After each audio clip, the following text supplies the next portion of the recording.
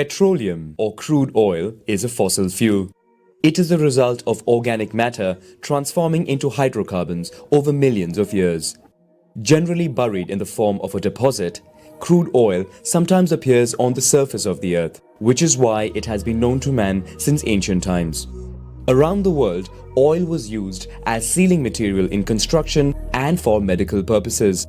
But it is only in the middle of the 19th century that its consumption would explode.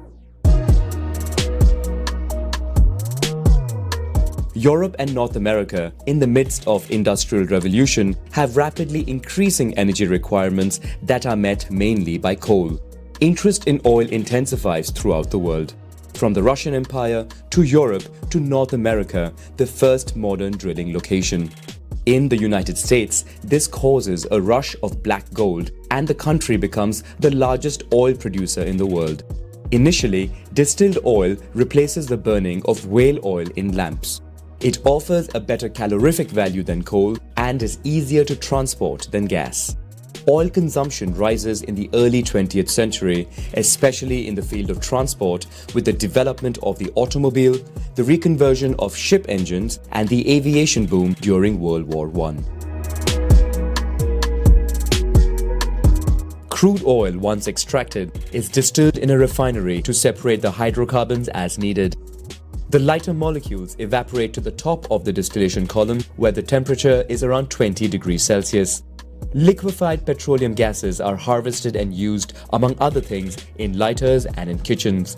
Between 30 and 105 degrees Celsius, gasoline for cars is produced. Between 105 and 160 degrees Celsius, naphtha is created, used in petrochemicals in order to create plastics, synthetic textiles, drugs and cosmetics. Between 160 and 230 degrees Celsius, kerosene is obtained for aviation. Between 230 and 425 degrees Celsius, diesel is created for cars and heating oil for domestic purposes. Finally, the thick high-sulfur residue is heated to above 450 degrees Celsius to form heavy fuel oil used by ships and to obtain bitumen used for road construction and roofing. Crude oil was transported in barrels with a capacity of 42 US gallons or slightly less than 159 liters. The barrel thus became the unit for setting oil prices. More and more oil deposit discoveries are made worldwide, including in Venezuela, which becomes the second largest global producer. In the Middle East, where Britain is present, Western companies seize the new market, giving a portion of their profits to the local country through royalties. During World War II, demand for oil skyrockets and the resource becomes a major international issue. At the end of the war, the United States signs an alliance with Saudi Arabia, guaranteeing security of the country in return for privileged access to its oil. Western companies dominating oil markets contribute to nationalist movements in producing countries. In Saudi Arabia, an agreement is signed allowing the country to receive 50% of oil profits. In Iran, negotiations with the Anglo-Persian oil company fail, following which the Prime Minister nationalizes the country's oil. In response, the US and the UK secretly organize a coup to overthrow the Prime Minister.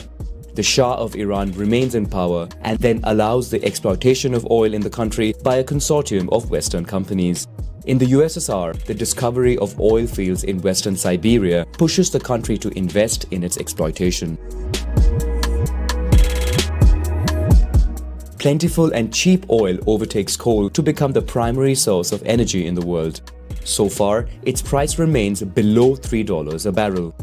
5 major oil-producing countries decide to unite to derive more benefits. They create OPEC, the Organization of Petroleum Exporting Countries. Together, they want to counter the dominance of Western companies, to increase oil prices, and to have a common policy. The organization would gradually be joined by new nations. In 1972, the United States reaches peak production and is forced to import oil to meet its increasing needs. As the United Kingdom withdraws from the Middle East, security in the region is provided by Iran and Saudi Arabia, which are armed by the West.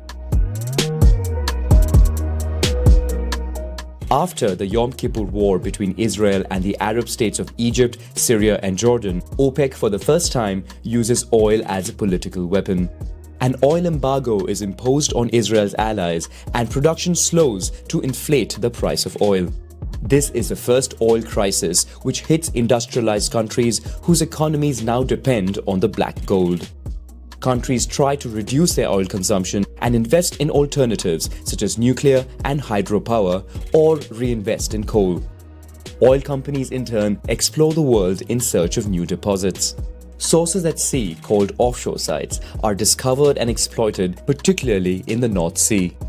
The Soviet Union becomes the largest producer of oil in the world, while in the United States, production increases with the exploitation of Alaskan oil. In 1979, the Iranian Revolution takes place. The Shah's regime is overthrown and replaced by an Islamic republic that sets up an anti-Western policy. Oil production in the country falls, causing the second oil crisis. Following border disputes, tensions between Iran and Iraq lead to 8 years of war. Globally, non-OPEC oil production rises and exceeds production by OPEC countries. Henceforth, supply and demand sets the price for a barrel rather than OPEC. However, for industrialized countries, the stability of the Middle East still remains a priority. Thus, when Iraq and Iran begin to target oil facilities in the Persian Gulf, hundreds of Western military vessels step in to ensure the supply of oil. At the end of the war, Iraq is weakened and indebted to Saudi Arabia and Kuwait. But having received large amounts of military equipment, the country has the most powerful army in the region. Iraq takes advantage of the situation to invade Kuwait following a border dispute. An international coalition is formed under the UN and led by the United States to intervene and neutralize the Iraqi army. This time, the United States establishes a permanent presence in the region by installing military bases and signing defense agreements with Gulf monarchies. The country imposes a series of embargoes against Iran and Iraq, which it considers rogue states. Saudi Arabia, for its part, wants to once again become a major producer of oil. The country has the largest known oil reserves in the world and floods the market to become the largest producer of crude. In Russia, new investment revives the oil industry. But as the price of oil is low and offshore operations unprofitable, oil companies find themselves in difficulty. In 1998, they begin to merge together and combine forces. 6 giant oil companies are born that would become the richest and most influential in the world. In the Middle East, the military presence of the United States begins to raise concern. On one hand, radical Islamists do not want the presence of an Israeli ally on their soil. On the other, some consider the sanctions imposed on Iraq and Iran as too heavy. On September 11, 2001, the United States becomes the target of a major terrorist attack on its territory. 15 of the 19 terrorists were Saudis, raising grave concerns. The US actively seeks new sources to reduce oil dependency on the Saudis. In Africa, production accelerates after the discovery of large offshore fields off the Gulf of Guinea. In the Middle East, the United States invades Iraq under the pretext of its war against weapons of mass destruction. A few years later, the country's oil would be back on the international market. Iran, for its part, opens its market to new rising Asian powers such as China and India. The abundant supply of oil in the world stimulates the economy. Growth skyrockets, mainly in emerging countries. In addition, Wall Street traders speculating on black gold push prices further upward. But the financial crisis of 2008 would cause a sharp drop in prices. Venezuela, over a few years, discovers it holds the largest known oil reserves in the world, putting it ahead of Saudi Arabia. With more global demand for oil, its price rises again. The unconventional exploitation of petroleum becomes profitable despite the difficulty in its pumping and treatment. Thus, in Canada and Venezuela, oil companies rely on the exploitation of huge oil sand deposits. As this thick bitumen is found near the Earth's surface, forests are razed to extract the oil.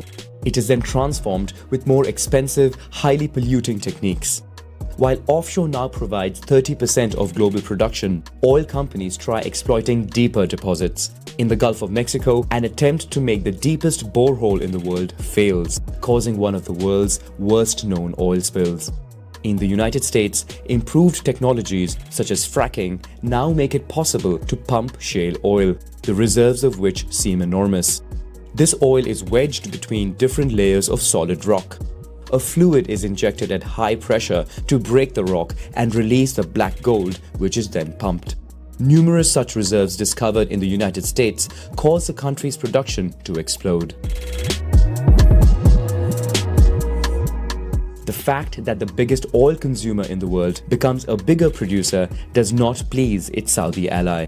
Saudi Arabia then wants to make the production of unconventional oil unprofitable by dropping prices. To achieve this, Saudi Arabia persuades OPEC to flood the oil market. The price of the barrel drops, making oil production barely or sometimes not at all profitable. But the oil industry of the United States resists and continues to increase its production. With oil abundant and cheap, world consumption continues to rise and approaches 100 million barrels per day. Two-thirds of the oil used in the transportation industry is the main emitter of carbon dioxide. In the maritime sector, heavy fuel oil used by ships emits 3,500 times more sulfur than diesel fuel, causing severe air pollution. The United States and Europe react by creating zones where heavy fuel consumption is prohibited.